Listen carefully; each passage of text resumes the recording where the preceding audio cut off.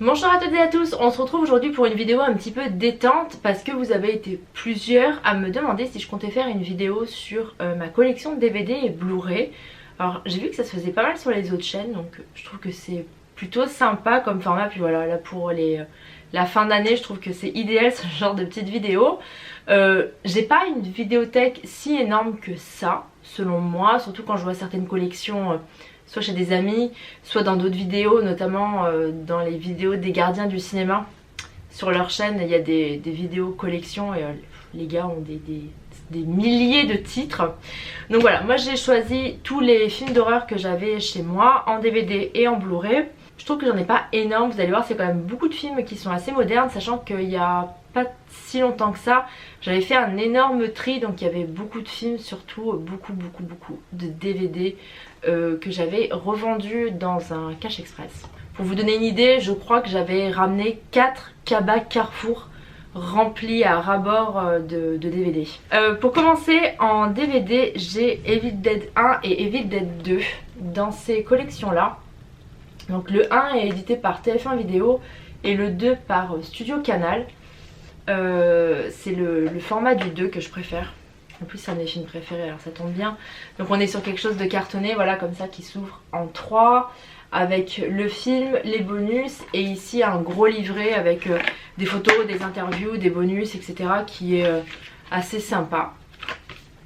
Pour le 1, on est quasiment sur le même format, sauf que le livret il est à part et que le coffret, voilà, il s'ouvre juste en 2 comme ça, mais on a le même système de film et bonus d'un côté et de l'autre. Je n'ai pas le 3 parce qu'il existait juste en DVD simple et que j'aurais aimé une version qui soit coordonnée avec cela, mais je crois que c'était encore un autre studio qui éditait le film et que du coup bah, il s'est pas accordé aux autres. En janvier, il y a la grosse édition d'Evil Dead, la trilogie qui va être éditée par ESC Distribution, qui m'intéresse pas plus que ça parce que déjà c'est beaucoup trop cher et je la trouve pas si belle que ça, donc voilà. Clairement je vais faire l'impasse dessus. Ensuite dans les coffrets DVD j'ai ce coffret de Rob Zombie. J'aime bien parce que du coup il y avait marqué l'intégrale Rob Zombie, parce qu'il en avait fait que 2. Donc avec La Maison des Mille Morts et The Devil Reject. Ce coffret là il me semble que je l'ai acheté à la Fnac, peut-être sur le site internet de la Fnac, juste après la sortie de Devil Reject. Donc voilà, c'est 2 éditions assez simples, quoique il y a quand même pas mal de bonus. Mais après je suis pas une folle du bonus, hein. Moi je me tape pas 60 heures de bonus, hein, je vous le dis. Mais celui-là il est très intéressant parce qu'il y a un gros making of sur les 30 jours de tournage, plus le commentaire audio du réalisateur qui est hyper intéressant. Voilà, je trouve que c'est une édition qui est sympa avec les boîtiers colorés. Et en tout cas bah, ça me suffit, j'ai pas spécialement envie de les avoir en Blu-ray. Ensuite, toujours chez Rob Zombie, j'ai Halloween, donc son remake qui était sorti au ciné, je sais plus en quelle année d'ailleurs, en 2007, qui avait un étui cartonné qui s'est décollé et que j'ai jeté plutôt que de le recoller. Voilà. Pareil, cette édition là me suffit largement. Par contre j'ai pas le Halloween 2 parce qu'il me semble qu'en France il n'était pas édité, ou je sais plus exactement, mais du coup moi j'ai pas le 2. Ensuite encore en DVD j'ai American Psycho, pareil, édition hyper simple, un de mes films préférés, donc voilà, ça me va, j'aime juste la voir en fait. Ensuite j'ai ces 2 DVD que j'avais récupérés à la rencontre à Bruxelles organisée par As l'épouvantail. Il y en a un c'est un torture porn, l'autre c'est un film de créature. Je ne les ai pas encore vus mais il faudrait que je m'y mette.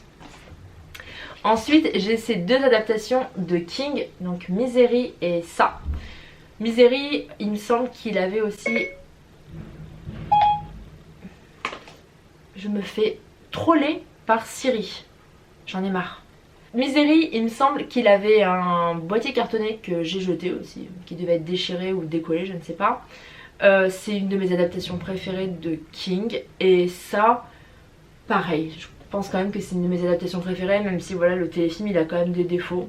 Moi, il a une valeur sentimentale pour moi en tout cas. Et pour la petite anecdote, ce DVD est tellement vieux que c'est un DVD double face. Pendant le film il faut tourner, il faut changer de sens.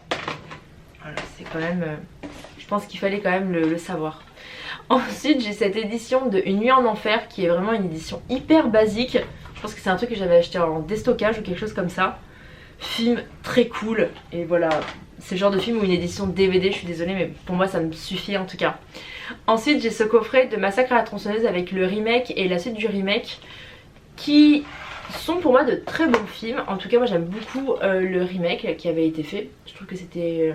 Je trouve qu'il était bien foutu en tout cas, voilà, c'était pas... il faisait pas honte à l'original et je trouvais que la suite était plutôt intéressante. J'aime bien le film original, Massacre à la tronçonneuse, mais j'aime bien ces deux versions là. Par contre je n'aime pas le Leatherface 3D. Et ce coffret il me semble que je l'avais acheté sur Price et Mystère vraiment pas cher et que du coup j'avais sauté sur l'occasion de le prendre. Ensuite j'ai Hypnose avec Kevin Bacon qui pareil c'est vraiment un de mes films préférés. Mais voilà, édition simple comme ça me suffit largement. Tout comme le projet Blair Witch. Le projet Blair Witch limite il faudrait l'avoir en VHS en fait pour être fidèle au film. Donc une version Blu-ray ça me tente pas plus que ça. Voilà. Pour les DVD c'est tout ce qui me reste. Ensuite j'ai mis de côté du coup les films dans des éditions un petit peu collector, un petit peu belles. En premier j'ai Maniac en steelbook qui est très joli comme ça à l'extérieur. Mais par contre à l'intérieur il n'y a rien. À l'intérieur il est tout argenté, tout simple. Ceci dit j'aime bien le visuel qu'ils ont mis sur le Blu-ray. Film que j'adore de Frank Calfoun, le remake avec Elijah Wood. Choix audacieux de prendre Elijah Wood pour faire un tueur en série. Choix que moi en tout cas j'aime énormément. Et voilà, le film m'avait tellement plu au cinéma que j'avais fait la précommande direct parce qu'il me le fallait à tout prix. Ensuite L'Exorciste dans une super belle édition. Je sais pas exactement comment ça s'appelle les éditions comme ça. Est-ce que c'est un digibook? Je sais plus. En tout cas voilà, il y a 2 disques avec et au milieu il y a un gros livret avec des photos, des interviews, des infos sur le film, etc. C'est franchement une belle édition. Alors il me semble qu'elle était sortie à un moment particulier, genre pour un des anniversaires du film, mais je me souviens plus exactement lequel. Et moi je sais que je l'avais acheté sur Amazon pendant une promo de acheter le 3e offert ou quelque chose comme ça. Ensuite dans le même genre, c'est pas vraiment un film d'horreur mais ça reprend des codes du film d'horreur, du coup j'avais envie de vous le présenter. C'est le Rocky Horror Picture Show qui est une comédie musicale donc qui mêle horreur, humour et science-fiction avec Tim Curry que vous connaissez aussi du coup pour son rôle de Pennywise dans la première adaptation de ça. Ça c'était la version qui était sortie pour les 35 ans du film. Voilà, qui est hyper belle avec plein de photos, du casting et tout. Franchement ce film, et ça fait partie des films que je mate obligatoirement au moins une fois par an. Ça fait partie vraiment de mes indispensables. Ensuite j'ai mis de côté les versions boîtier cartonné comme ça. Donc en premier j'ai The Secret de Pascal Laugier qui est mon réalisateur français préféré, toujours confondu, j'allais dire d'horreur mais même toujours confondu. J'adore Pascal Laugier. J'ai eu la chance de le rencontrer assez récemment grâce à une amie qui a bossé avec lui. Et du coup voilà, j'ai pu parler de cinéma d'horreur toute une soirée avec Pascal Laugier. Franchement quoi de mieux. Il est hyper cool, hyper gentil, etc. Et The Secret en fait je l'avais juste vu au cinéma quand il est sorti. J'avais pas eu l'occasion de le revoir entre temps. Et la dernière fois je suis tombée dessus à Cash Express à genre 3,90€. Du coup c'était l'occasion ou jamais de l'acheter. Ensuite j'ai American Mary des sœurs Soska qui m'avait été envoyé par Elephant Film. J'ai fait une critique sur le film, je vous mettrai le petit tiré en haut. Film beaucoup trop méconnu selon moi, mais voilà, franchement si vous l'avez pas vu, moi je peux que vous le conseiller, je trouve qu'il est génial. Ensuite j'ai House of the Devil de Ti West, qui est un réalisateur que j'aime beaucoup, qui a une vraie vibe années 80, mais qui fait pas grand chose je trouve, et je trouve que c'est assez dommage parce que il est très bon. En ce moment je sais qu'il fait beaucoup d'épisodes pour des séries d'horreur genre Scream, L'Exorciste, etc. Mais pour moi c'est un bon réalisateur qui sait bien utiliser les codes des films des années 80. Son premier film ça s'appelait The Roost, c'était avec des chauves-souris tueuses. Voilà. Mais c'était hyper bien foutu. Après il avait fait Cabin Fever 2, donc la suite du film d'Eli Roth. Pareil qui était hyper années 80. Et celui-là, House of the Devil, si vous l'avez pas vu, c'est un film de diable. J'allais dire de possession mais pas vraiment. Mais on dirait un film on dirait vraiment que c'est un film des années 80. Mais tout, dans le moindre détail, on dirait un film qu'on avait oublié sur une étagère de vidéoclub et qu'on aurait subitement retrouvé et qu'on s'est dit bah tiens on va l'éditer en Blu-ray. Ce film est fou, je l'adore et je trouve qu'il est aussi beaucoup trop méconnu. Ensuite j'ai Je suis une légende. C'est pas vraiment un film d'horreur, c'est plutôt un film fantastique avec des vampires. C'est à mon copain parce qu'il adore Will Smith. L'édition est plutôt sympa, il y a la fin alternative, par contre je suis pas hyper fan de la fin alternative. Franchement je préfère la fin normale. Ensuite j'ai ces deux films Grindhouse, Planète Terreur et Boulevard de la Mort, donc de nos amis Rodriguez et Tarantino. C'est les premières éditions qui étaient sorties il me semble. J'avais pas vu les films au cinéma parce que moi j'attendais désespérément une version avec les deux films et les bandes annonces au milieu, les fausses bandes annonces au milieu. Donc du coup vu que j'avais boycotté entre guillemets au cinéma, mais que ça n'avait servi à rien hein, clairement, j'avais pas eu la foi d'attendre une autre édition que ça, donc du coup j'avais acheté cela. Mais en fait j'aimerais peut-être regarder s'il n'y a pas un coffret avec les deux films réunis plus les bandes annonces, parce que sur cela il n'y a pas toutes les bandes annonces qui avaient été faites par Eli Roth, Rob Zombie, les autres réalisateurs. Je me souviens plus de tous ceux qui avaient, mais voilà. S'il y a une autre édition qui existe, d'ailleurs dites-le moi dans les commentaires parce que ça m'évitera de chercher. Regardez, ils sont tellement vieux que les tranches elles sont complètement décolorées. En principe elles sont censées être rouges comme ça quoi. Voilà, c'était la petite anecdote qui ne sert à rien. Ensuite j'ai The Devil's Candy qui m'avait été envoyé par ESC Distribution, que j'ai chroniqué sur la chaîne, qui est un très bon film et qui fait partie de ces films que je trouve assez méconnus finalement. Ensuite Summer of 84, pareil. Film méconnu, alors que je sais pas, quand je vois certains films qui sortent au ciné qui sont franchement pas terribles et que j'en vois certains là que je vous ai montré qui sont pas du tout sortis au cinéma, qui sont sortis quand même discrètement en direct ou vidéo, je comprends pas. Celui-là c'est l'atelier d'images qui me l'avait envoyé, pareil je vous ai fait une chronique sur la chaîne, c'était très sympa. Si vous aimez les années 80 comme moi vous serez servi. Ensuite le film Stakeland qui est un film post-apocalyptique avec des vampires qui est génialissime. Il est, franchement ce film si vous ne le connaissez pas, je suis quasiment sûre que vous ne le connaissez pas. Il est génial, j'étais tombée dessus complètement par hasard, j'avais adoré l'histoire parce que bah voilà, c'est une histoire d'horreur, c'est assez sanglant mais c'est aussi très émouvant, il y a des très beaux personnages, il y a une très belle histoire. Et le Blu-ray j'étais tombée dessus par hasard à Carrefour dans un truc de déstockage, il faisait genre 5 € je crois, et du coup il me le fallait à tout prix, je l'ai pris pour l'honneur quoi. Ensuite Conjuring, les dossiers Warren de James Wan, avec une pochette qui, soyons d'accord, spoil une des scènes les plus importantes du film, non? Je sais pas si vous allez bien voir, mais bon il suffisait juste qu'il fasse le fond noir et puis voilà c'était réglé. Quand je l'ai acheté il y avait une étiquette dessus pour pas que ça se voie, mais bref, cette pochette spoil le film, je suis désolée. Très bon film, voilà, et derrière il y a marqué un chef-d'œuvre de terreur et pour moi c'est exactement ça. Les bonus ont l'air sympa mais je les ai même pas vus. Je vous dis, je suis vraiment, moi les bonus c'est vraiment pas du tout ma passion quoi. Ensuite j'ai cette version de Phénomènes paranormaux avec Mila Jovovich qui est un film d'horreur et de science-fiction qui veut nous faire croire que c'est une histoire vraie, mais ce n'est pas une histoire vraie. En bas ils ont marqué basé sur des faits réels mais c'est faux. Mais qui mêle assez habilement film et faux documentaire. C'est vraiment hyper intéressant et je trouve qu'il y a des scènes très flippantes dans ce film là et il n'est pas très connu.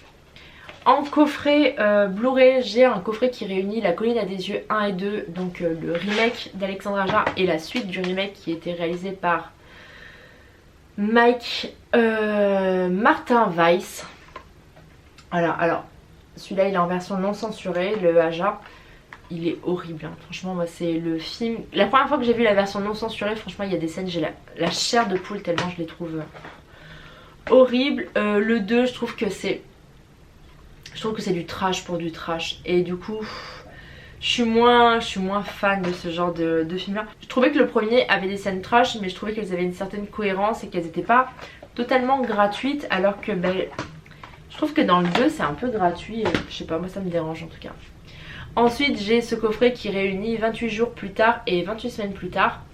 Donc le premier c'est le cultissime film de Danny Boyle qui est génial, hein, qui est une vraie merveille, qui est époustouflant. Moi la musique de ce film là je pense que c'est ma musique de film préférée. 28 semaines plus tard on est sur un plus gros budget, voilà, sur un film un peu plus hollywoodien, mais je trouve qu'il fait quand même honneur au premier film. Je trouve que c'est son digne héritier en tout cas.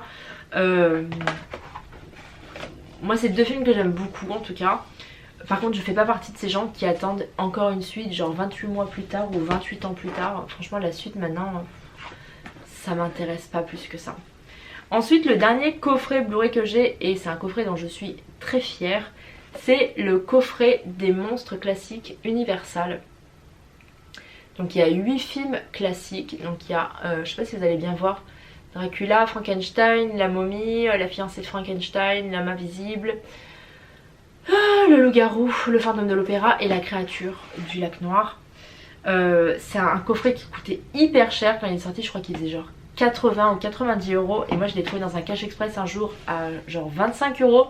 J'ai sauté dessus, même le mec à la caisse il a dû halluciner, il a dû dire qu'est-ce qu'elle veut. Dedans il y a un gros livret qui nous raconte des petites anecdotes sur les films. Il y a des cartes postales qui sont très belles avec toutes les affiches en fait classiques, originales. Mais voilà, moi c'est typiquement le genre de goodies dont malheureusement je ne fais rien et qui du coup passent leur vie dans le coffret à ne rien faire. Et le coffret donc qui se présente comme ça en 4 parties avec les 8 films. Voilà, c'est des classiques, c'est des films qu'il faut avoir vu. Quand on aime le cinéma d'horreur, il y a la base quoi, la base à avoir vu, même si on les voit qu'une fois. Pour moi ça vaut le coup de les voir, de connaître, voilà, parce que c'est des films qui en ont inspiré tellement d'autres par la suite que ben voilà, c'est la base quoi. Ensuite les éditions simples. En premier je voulais vous montrer, c'est pas vraiment un film d'horreur, mais c'était juste pour la satisfaction personnelle de vous le montrer parce qu'il est dédicacé et que j'en suis très fière. C'est mon coffret double de Gremlins, donc 1 et 2, qui est dédicacé donc par Joe Dante et par Gizmo quand même. Pour la petite anecdote, quand il me l'a... Je me suis mis un coup dans la lunette. Quand il m'a fait la dédicace de Gizmo, sur le coup je me suis dit putain mais qu'est-ce qu'il est en train de faire sur mon DVD. Je le voyais en train de faire un petit pâté. Et puis après il me le tend et je vois que c'était une petite dédicace de Gizmo, c'est trop mignon. Voilà, ça fait partie des indispensables. Pour n'importe qui, moi c'est des films que je regardais quand j'étais gamine. Surtout le 2, il me semble que j'ai vu le 2 avant de voir le 1. Et je l'ai vu mais je sais pas des milliards de fois entre ça, les Goonies, les Indiana Jones et tout.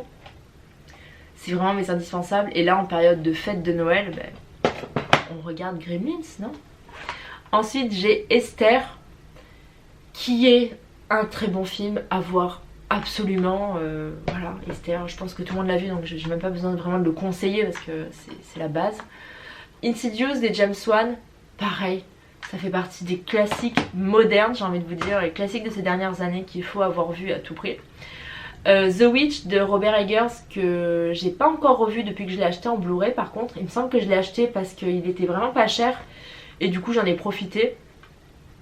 Voilà, je vous mettrai en haut en lien ma vidéo du top 10 des années 2010. Pareil, Hérédité de Ari Aster, à voir absolument. Voilà, tout simplement. J'ai No Dormiras qui m'a été envoyé par ESC Distribution, que je n'ai pas encore vu, qui est un film d'horreur espagnol qui avait l'air vraiment cool, mais qu'il faudrait que je mette de côté d'ailleurs pour le voir. Ensuite Sinister, qui est pareil. Pareil, pour moi c'est un des films classiques modernes de ces dernières années, qui est vraiment excellent. Par contre le 2, je l'ai trouvé vraiment inutile. J'ai pas du tout aimé, j'étais allée le voir au ciné mais j'avais pas du tout aimé.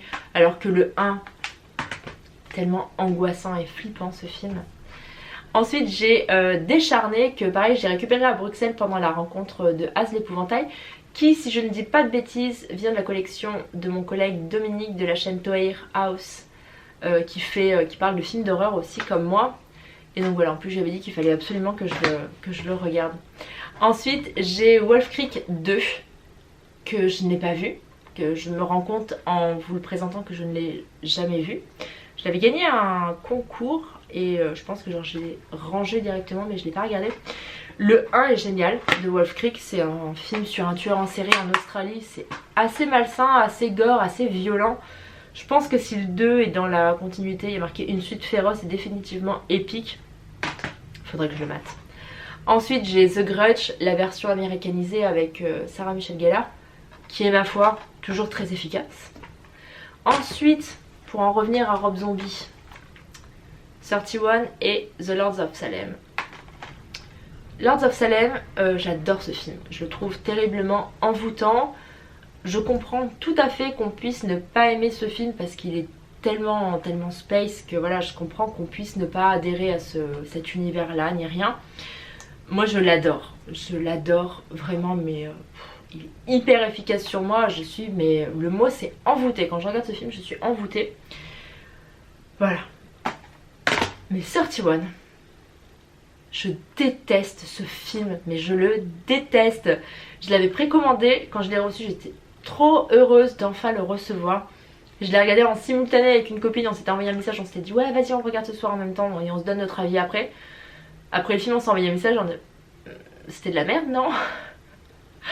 Franchement mais ce film c'est une telle déception que je suis dégoûtée de l'avoir acheté quand il est sorti, parce que du coup j'ai dû le payer je sais pas genre 20 balles et ça me déprime. Je trouve tellement mauvais que ça me déprime de l'avoir dans ma collection. Pour moi voilà, le dernier vrai bon film de Rob Zombie c'était The Lord of Salem. 31 très mauvais. Three from Hell, je vous mettrai pareil l'affiche, très mauvais aussi. Je sais pas ce qu'il nous fait là, mais il commence à... Faudrait soit qu'il arrête, soit qu'il se reprenne un peu, mais je sais pas, faut qu'il fasse quelque chose. Ensuite j'ai Dead Silence de James Wan, qui est, je dirais, le film le plus méconnu de sa filmographie. Pourtant il est très très bon. C'est un film avec un espèce de pantin, je vais dire un pantin hanté, mais bon. Si vous l'avez pas vu je vous le conseille fortement, c'est vraiment très angoissant, très flippant, il y a une très belle ambiance, une bonne atmosphère, mais comme James Wan sait très bien le faire, et voilà il sait très bien jouer avec nos peurs, nous faire croire qu'on va avoir peur à un moment précis pour mieux retourner ça contre nous et nous faire peur juste un petit peu plus tard et du coup nous prendre un peu au dépourvu. Ensuite j'ai Open Grave, pareil je l'avais gagné un concours il me semble, qui est un film d'horreur assez mystérieux avec un mec qui se réveille avec un trou de mémoire et il se réveille dans une espèce de charnier rempli de cadavres et du coup il sait pas trop comment il est arrivé là, ni pourquoi, ni s'il y a des gens qui le traquent, etc. Et si je dis pas de bêtises, il est dispo sur Amazon Prime Video si vous voulez le voir. Ensuite j'ai le film Spirit qui est la version américanisée et pas la version originale thaïlandaise, avec Joshua Jackson de Dawson. C'est pas le film de l'année, clairement, mais putain moi il est hyper efficace sur moi ce film. Derrière il est marqué un final glaçant, mais c'est exactement ça ce film. La fin me glace le sang, franchement. Et la première fois que je l'ai vu c'était il y a hyper longtemps parce qu'il est vieux, il date de 2009. Donc j'ai dû le voir en 2009 ou en 2010.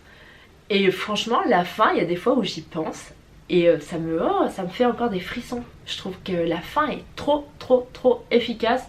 Franchement si vous l'avez pas vu Spirits, matez-le. Par contre j'ai pas vu l'original moi, mais je pense que c'est exactement le même film, donc je sais pas. Franchement il est génial, à voir absolument.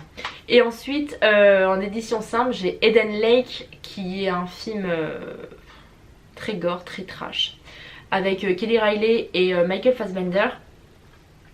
C'est un couple qui part en vacances faire un peu de camping au bord d'un lac, qui commence à se faire emmerder par une bande de jeunes. Et tout part en vrille très vite quoi. D'un coup c'est le gros bordel, et ça part dans des extrêmes. Et ce qui est horrible en fait voilà, c'est qu'on est vraiment dans l'horreur qui est